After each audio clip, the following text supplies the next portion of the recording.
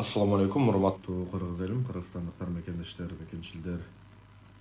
Кандайсыздар, жакшысыздарбы? Иштериңиздер жакшыбы? Урматтуу кыргыз элим, кыргызстандыктар, ушул эфирди эч кимиңиздер кайдыгер карабай, колуңуздардан келишинче баардык тармактарга репост кылганга аракет кылыңыздар, бөлүшкөнгө. Мен Кудай буйрса, Кудай кааласа, аябай жакшы жаңылыгым бар. Бул менин кызыкчылыгым үчүн эмес, кыйналып аткан калдайган калың эл, карапайым калктын кызыкчылыгы үчүн болгон иш. Чынында уурулар менен, мошенниктер менен, мошенницалар менен, аферисттер менен, жер саткычтар менен күрөшүш бул оңойго турган жок. Урматтуу кыргыз элим, кыргызстандыктар, мындан 4 ай мурун, майдын 17 майда го дейм, эсимен чыкпаса, Ак Ордодо мени калдайган калың эл, карапайым эл, кыйналган эл чакырып, эме кылды эле. Жер маселеси боюнча айтты эле. Бирок ошол боюнча канчадан бери колубуздан келишинче аракет кылып, колдон келген биз дагы күчүбүздү жумшап, 4 айдан бери күрөшүп келдик булар менен. Менин үстүмөн жазбаган жери калбады. Мен укук коргоо органдарына да айттым. Башыңар иштейби? Мен эч кимге зыян бербесем, элдин талабын талашып атсам, колумда мандатым жок, бийлигим жок. Элдин талабын талашып жүрсөм, мага түшкөн арыз боюнча батыраак карай коесуңар дагы, бул жакта 42 участогун алдырган адамдын укугун коргобой, аферист мошенниктердин укугун коргоп атасың деп биринчиден. Экинчиден, ошол жерде жашаган 7 бүлөнү сыздатып атасыңар деп айтып келдим.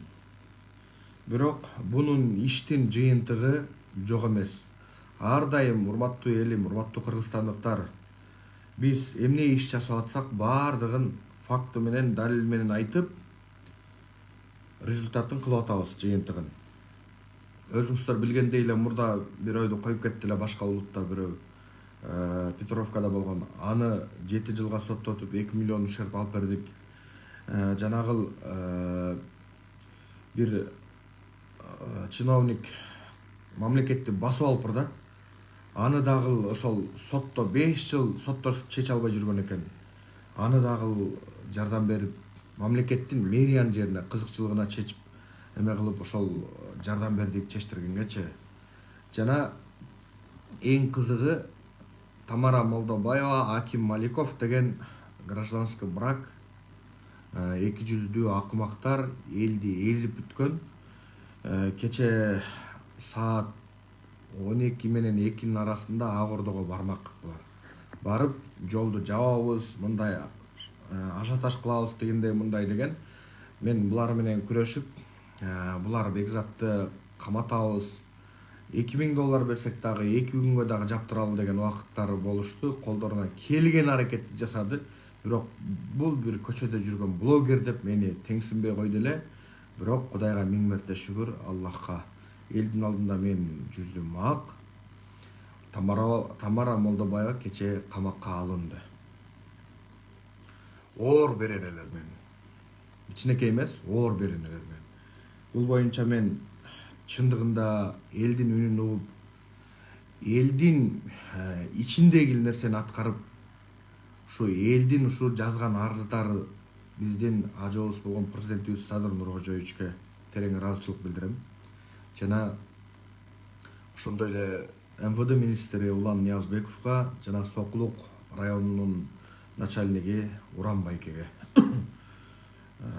канча убакыттан бери калкалап аткан, калкалап жабып келди.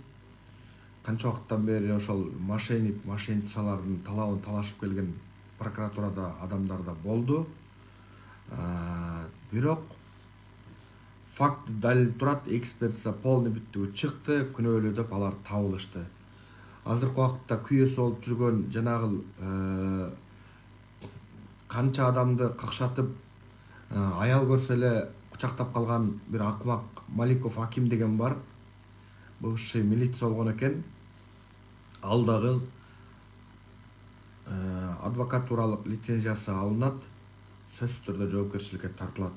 Урматтуу кыргыз элим, урматтуу кыргызстандыктар. Менин да телефонумду таппай, көпчүлүк адамдар мындай көйгөйүм бар эле, тигиндей көйгөйүм бар эле деп кайрылгандар өтө көп. Чоочун номерлер чалгандар көп. Чынында мен мурда айткам, моногу ишти баштамайынча, ушу ишти баштагандан акырына чыкмайынча башка ишти баштабайбыз дегем. Бирок ушул ишти баштадык Ак Ордо маселеси боюнча. Бул ушунчалык мындай көйгөй болду. Менин да жүрөгүмдү өйкөдү. Жөнү жок таптаза жүргөн өмүрүмдө ушул суракка барбаган Бекзат ушулардын убактысында ушул аферист жер саткычтар менен күрөшүп кайра заявление жаза бергенден МВДсына дагы, ККМсына дагы жана башка жерде да бардым. Өзүмдүн кызыкчылыгым эмес, элдин кызыкчылыгы үчүн. Кудай буйрса, Кудай кааласа, жанагыл жердин эгизине жерлердин баары кайта турган болот, кайта турган алдында турат. Ак Ордодогу ошол жашап аткан элдерге эч кандай зыян келбейт. Кудай буйрса, Кудай кааласа, ошо Айкөл Манас көчөсүндө 42 участок бар, баардыгы бир аз аралыкта кызыл китептерин колдоруна алышат. Кудайым буйрса, Кудай кааласа, келечек али алдыда. Урматтуу кыргыз элим, кыргызстандыктар, баарыбыз чапа-тырмак бир болсок, бириксек көп жетишкендиктерге жетебиз. Андан көрөк мага окшогон балдарга жардам берели. Колуңуздардан келсе ушундай жардам бериңиздер. Сиздердин моральный гана эметип мындай физикалык жактан, моральный жактан эле эметсеңиздер болду. Мисалы мен акча сурабайм, башка нерсе сурабайм. Болгону кубаттап эле туруңуздар, аркаңарда мына биз барбыз. Мына мондай деп эле турса болду, ошол эле жетет. Ушул соцсеттен болсо дагы бөлүшүп, өз ой пикириңерди калтырып турганыңар бул бизге чоң жардам. Мен мындай ушунчалык рискке бардым. Буну балдарга сабатыш керек экен, буну өлтүртүп кетиш керек экен деген аудио запистер бар. Өзүңөр баарыңар уктуңар. Кандай болгон күндө дагы мен эч кимден корккон жокмун жана келечекте да коркпойм. Мыйзамдын чегинде булардын күнөөсү полный бүттүгү моюнуна тагылды, моюнуна алынды. Буйрулса жоопкерчиликке сөзсүз түрдө тартылды жана тартылат. Маликов аким дагы. Ким буга ыйлешип жүргөн болсо, ал да сөзсүз түрдө тартылат. Ошон үчүн каяктагы эле блогер деп аткандардын баардыгы ким блогер, ким бизнесмен, ким элге күйөт, ким элди жакшы көрөт, бул жерде карапайым калк өзү талдап жана тандап алат. Урматтуу элим, урматтуу кыргызстандыктар, дагы бир жакшы жаңылыгым бар. Көпчүлүк адамдар билбейт. Президентибиз Садыр Жапаров келгенден бери кандай иштер болуп атканын баарыбыз билебиз. Бир блогер, мисалда бир блогер эч убакытта президентке же жана бир башка бир эмеге адамга чоңдор дагы бийликке үнүн жеткире алган эмес эч убакытта. Бирок бир нерсени баса белгилеп коюуну туура көрдүм. Президентибиз Садыр Жапаров келгенден кийин 3 ай аралыгында, мына 4 ай аралыгында Кыргызстанда, урматтуу элим, 15 мектеп түштү. Ушуну так билип алалы баардыгыбызчы. Эми мен полный бүттүгөн акыркы 30 жылдык аралыкты карап көрдүм да. Кыргызстан боюнча канча мектеп түшкөн, Бишкекке канча мектеп түшкөн, акыркы эле кырдаалдарды карап полный бүттүгөн тип анализ кылсам, Акаев отуруп кетти, Бакиев отурду, Отунбай отурду, Атамбаев отурду, кийин Сооронбай Жээнбеков отурду. Мындай айтканда баары келип туруп отуруп кетти дагы, бирок барго 30 жыл ичинде жаңы салынган, нолдон баштап салынган мектептен 18 штук салынып, 30 жылда.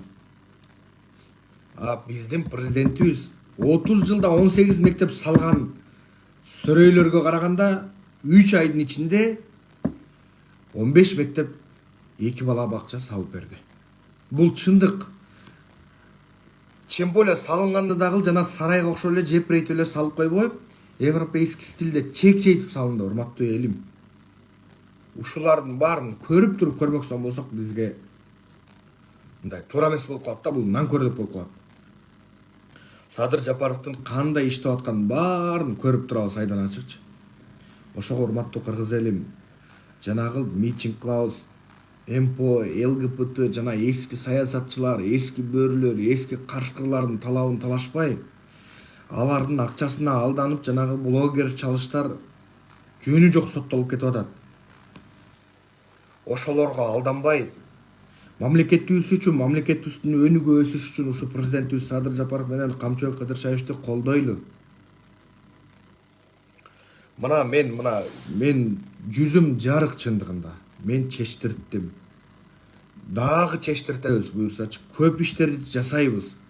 Мен жанагы Орозаян Нарматова, Илгиз Шаменовго окшоп эл менен вообще элге барбай соцсетте эле отуруп алып эле сайрап аткан адамдардан эмесмин. Толтура адамдын проблемасын чечип бердик.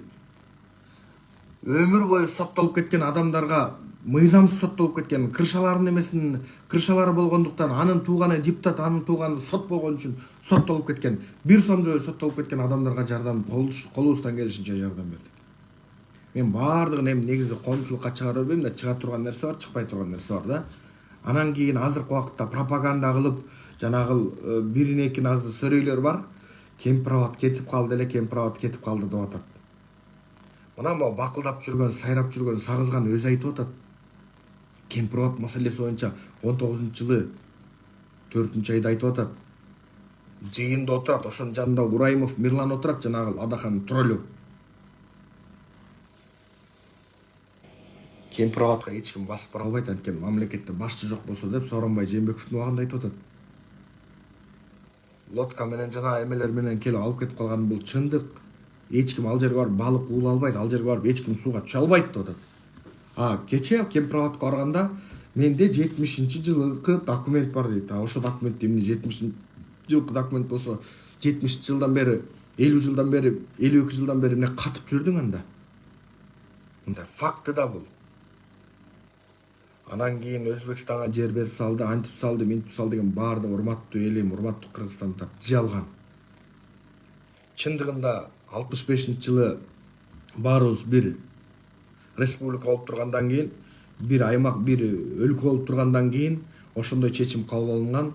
Биздин мурдагы урматтуу адамдарыбыз ушу Россиянын эмесинен эметпей чыга албай, анткени чыга албайт болчук ошол убакытта. Эме болгон, берилген жерди ал. Мен жер сатканга любойго каршымын. Адахандын жер сатып жүргени үчүн, Мадумаровдун жер сатканы үчүн весь Кыргызстанга мен айтып чыктым го. Мадумаров сатпаган болсо, ошо Мадумаров жерди бербеген болсо, ратификацияда мен эмне барак көтөрүп, ручка көтөрүп мен эмне кол койдурдум беле. Ошого урматтуу кыргыз элим, кыргызстандыктар, өзүңүздөр көрүп атасыздар. Баткен окуясы бир эмес, 2 жолу болду. Азыркы убакытта мына мен соцсеттен окуп калдым, мондай сөз бар.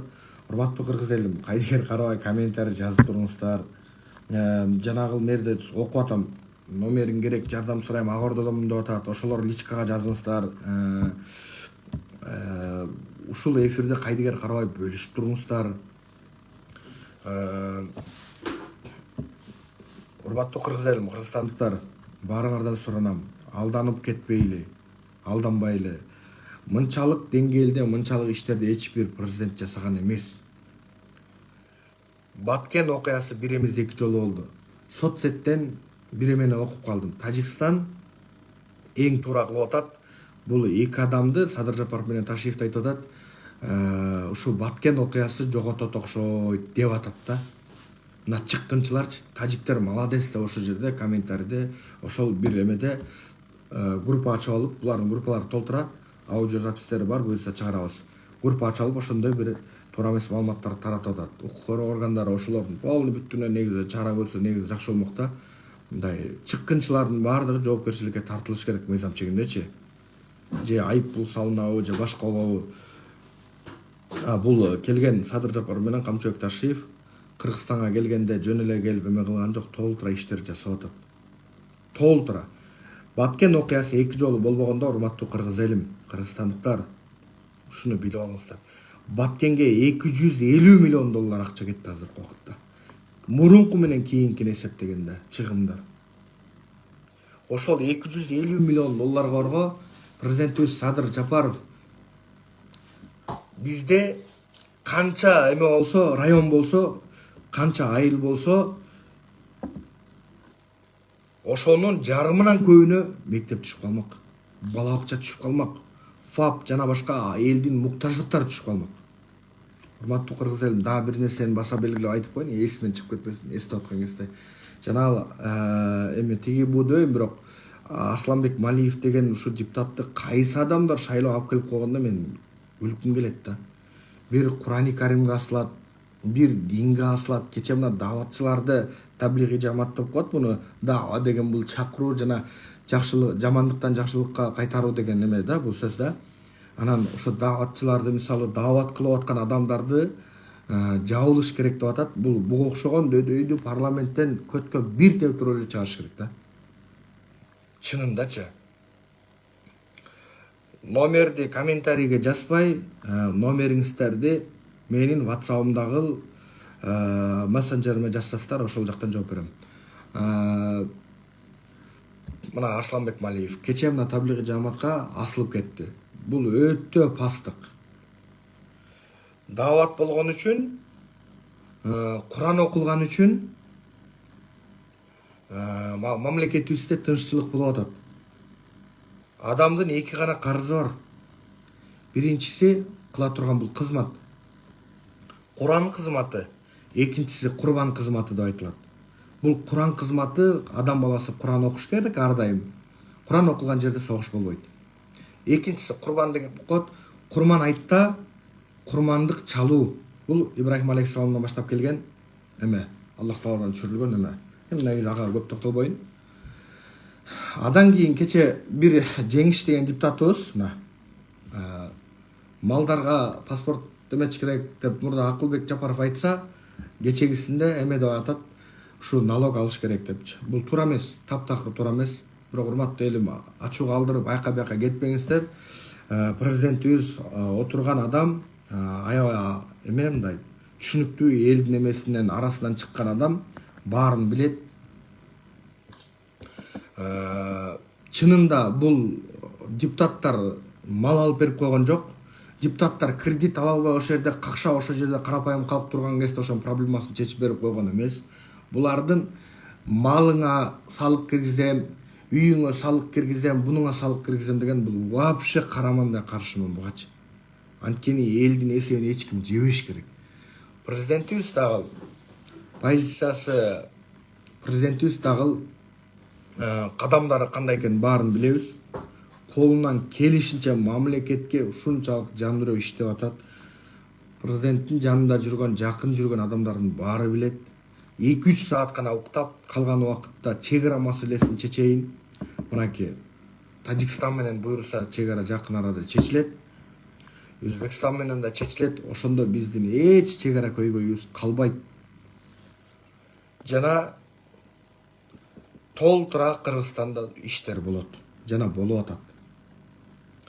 Мен айтайын деген сөзүм ушул болчу. Кече президентибиз Садыр Жапаров эмеге барып келди, Дубайга барды, Эмиратка барып келди. Ошол жерде 1 миллиард 200 миллион долларлык келишимге кол коюлду. Жакын арада, Кудай буйрса, Куда кааласа, Кыргызстанда ушундай фонд ачылат экен. Ал 7 дубанга тарайт экен. Строительный тармагына, жана башка тармагына, өндүрүш тармагына, жана башка тармактарга ошо 1 миллиард 200 миллион доллар элге мындай айтканда жумшалат экен. Көп мөөнөттөгү эме берилеби, кандай берилет, кандай жол менен берилет, алардын баардыгы акча келип түшкөндөн эметилет. Биринчи 100 миллион доллар келип, адан кийин 1 миллиард 100 миллион доллар келип, мамлекетибизге ушундай жакшы бир иштер болот. Жана көп 25 жылга 25 жылдык эмелер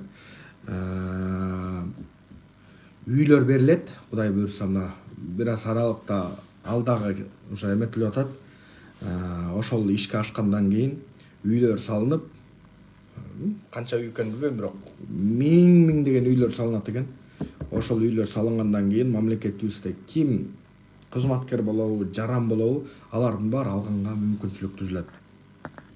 Жана 25 жылга мамлекет 25 жылга эч эмеси кошумчасы жок элге мындай эме катары берет. Ошо урматтуу кыргыз элим, кыргызстандыктар, ушундай оор кырдаалда пандемияда эле башыбызды катып отуруп албай, президентибиз Садыр Жапаров кандай иштеп атканын баарын көрүп атабыз. Муногу бир уч гана ууруларга алданбай, бир уч гана батыштын акчасынан мас болуп калган адамдарга алданбай, мамлекетибизди өстүрүп өндүрөм деген мамлекет үчүн ак кызмат кылып аткан адамдарды колдойлу. Ак Ордодогу жашоочулардын баарына кайрылам. Кудай буйрса, Кудай кааласа, жеңиш сиздер тарапта. Биз колубуздан келишинче себепчи болуп, колдон келген аракетибизди жашадык. Жетүү бүлө, Кудай буйрса, Кудай кааласа, жетүү бүлө эмес, общий 42 участок бүттүгү калды. Аны эч ким ала албайт. Анын эч бир жерде эч кимдин укугу жок. Сиздер карапайым маңдай териңиздер менен акча тауып туруп, ошол участоктарды $2000–3000 алгансыздар. Алган эмеңиздер Кудай буйрса, Кудай кааласа, өзүңүздөрдүн эсебиңиздерге иштейт. Мурда коркуп, качан Тамара келип калат, качан аким келип калат, качан ушу укук коргоо органдары алып келет деп канча 6 жылдан бери маселе чечилбей жүрдү эле. Бирок маселе кабыргасынан коюлуп, чечилип, жоопкерчиликке тартылып, жанагы күйөөсү болуп жүргөн гражданский брак аким дагы жоопкерчиликке тартылат. Ал да Facebook'та отуруп алып мени сөгүп, Facebook'та отуруп алып ар кандай комментарийлерди жазчы, ошонун азабын эми тартсын. Анткени буларды мен ошол жерде 10 миңден эле эсептегенде $420,000 42 участокты ара жолдо калтырып, элдин талабын талашып койдум. $420,000, $10,000 сураган 7 участоктон. Бул өзүнүн сөзү. 7 участокты алсам, андан кийин калган участокты алам, силер даярдангыла 10 миңден деп туруп, баардыгына коркутуп, акимдер менен барып, укук коргоо органдары менен барып совместно иштеп жүргөн бул. Азыр Кудай буйрса, Кудай кааласа, эң сонун жаңылык, булар жоопкерчиликке тартылып, Тамара өз жазасын алып камакка алынды. Кече түнү. Ошого урматтуу кыргыз элим, кайдыгер карабай ушул эфирди бөлүшүп коюңуздар, ар кимиңиздердин ишиңиздерге ийгилик. Кудай буйрса, Кудай кааласа, толтура жаңылыктар бар, толтура нерселер бар. Кемпирабад боюнча калп эле раскачка кылып аткан адамдар бар. Аларга ишенбеңиздер. Мен мындай болгон нерсени болгонунда айтып жүргөн адамдарданмын. Бирөөгө кошомат кылып, бирөөгө пахта коюп, мындай сөз менен айтканда, мен жашоом мындай оңолуп кеткен эмес, жана кетпейт дагы. Ушул убакытка чейин бирөөгө пахта койгон эмесмин, жана келечекте да койбойм. Реальный нерсени айтам, мондай деп. Жана Ак Ордодогу элдер мына бирөөнөн бир сом акча сурасам, канча жолу барып келдим Ак Ордого. Канча жолу мына заявление жазылып, ошол эмелерге бардым, соклукка жана башка эмелер болду, бирок бирөөдөн бир сом акча сурап, өлүгүмдү эч кимге арткан жокмун. Жана келечекте да артпайм. Сиздин ишиңиздер Кудай буйрса чечилди. Бул жагын Кудай буйрса сот чечет. Эң главный сиздердин тарабыңыздарга чечилет. Баарыңыздардын ишиңиздерге ийгилик. Ушул эфирди кайдыгер карабай бөлүшүп, өз ой пикириңиздерди калтырып коюшуңуздарды суранам жана өтүнөм. Менин жеке Өмүрбеков Бекзат деген баракчама катталып коюшуңуздарды суранам. Ютуберлердин баарынан суранам, ушуну кайдыгер карабай чыгарып коюңуздар. Ассаламу алейкум, ишиңиздерге ийгилик, көрүшкөнчө.